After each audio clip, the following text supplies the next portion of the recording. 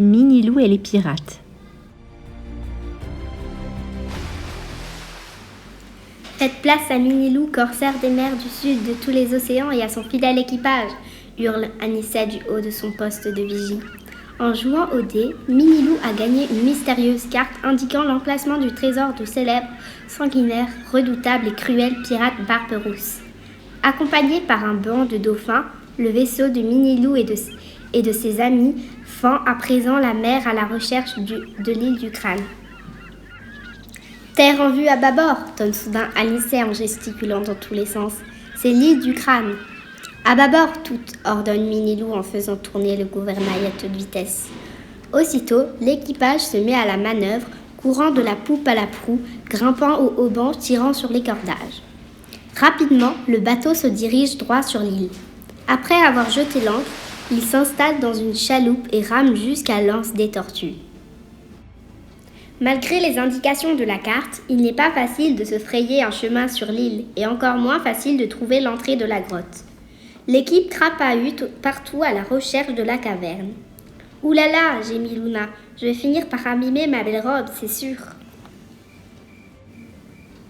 Tout à coup, un cri de joie résonne sur tout l'îlot. « Par ici, venez tous, j'ai trouvé l'entrée de la grotte !»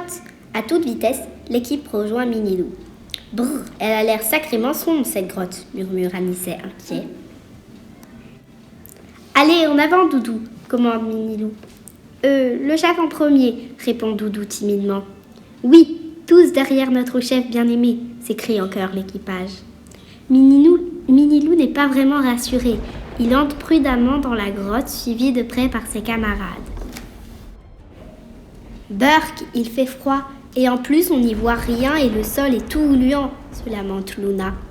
Soudain, Minilou se met à hurler. Attention, il y a plein de serpents géants au fond de la grotte. Partez vite ! La petite bande s'enfuit à toutes jambes. C'est alors qu'une petite voix triste se fait entendre. « Attendez, ne partez pas, je ne vais vous faire aucun mal. » Intrigués, Minilou et ses amis font demi-tour et s'approchent doucement du fond de la grotte. Les petits corsaires se retrouvent nez à nez avec une pieuvre géante, éclairée par le scintillement d'un incroyable trésor. « Je m'appelle Calabra, dit la pieuvre. J'ai été capturée et enfermée ici par le terrible Barberousse pour protéger son magot. Aidez-moi à rejoindre la mer, je ne peux pas y arriver toute seule, et le trésor sera à vous. » N'écoutant que son courage, la petite bande se met aussitôt au travail pour libérer Calabra de sa prison. « Il nous faut des rondins et des cordages, ramenez la chaloupe, dégagez un chemin vers la mer, en avant mes amis !» Minilou hurle et s'agite dans tous les sens. Après de longues heures de labeur, tout est enfin prêt. À la 1, à la 2, à la 3, l'équipe tire et pousse la barque pour faire sortir Calabra de la caverne. Après avoir rendu sa liberté à leur nouvel ami la pieuvre et embarqué sur leur navire, le trésor de Barberousse, les petits corsaires prennent enfin le chemin du retour vers leur île de chocolat chaud. Là, une fois le trésor mis à l'abri, Minilou et ses amis organisent une grande fête, s'amusent, chantent, dansent et rient jusque tard dans la nuit. Puis, épuisés mais ravis, ils vont se coucher. Alors que sur l'île de chocolat chaud, tout le monde est endormi, un sinistre navire approche doucement de l'embarcadère. Après s'être amarré au ponton, d'étranges personnages sautent à pas de loup du bateau.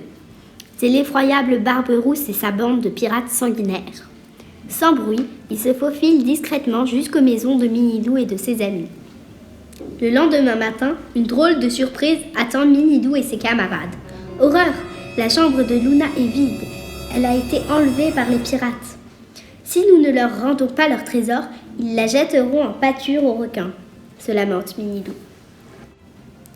Les petits amis sont effondrés. Il faut absolument leur redonner le coffre, gémit Muche. C'est ce que nous allons faire, confirme Minilou, un curieux petit sourire au coin des lèvres. Approchez, Moussaillon, j'ai une idée. Oh oui, Minilou et ses compagnons ont beaucoup de peine à décharger l'énorme coffre sur le bateau de Barberousse.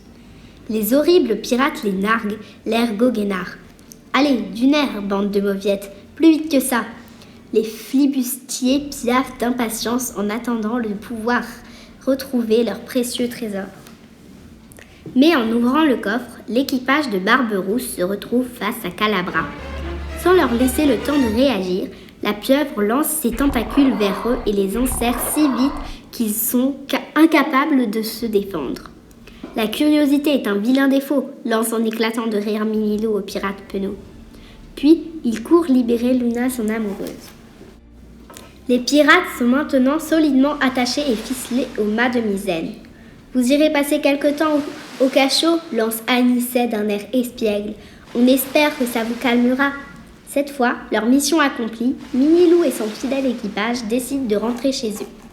N'hésitez pas à m'appeler si vous avez besoin de moi, leur dit la pieuvre Calabra avant de plonger dans les profondeurs de l'océan.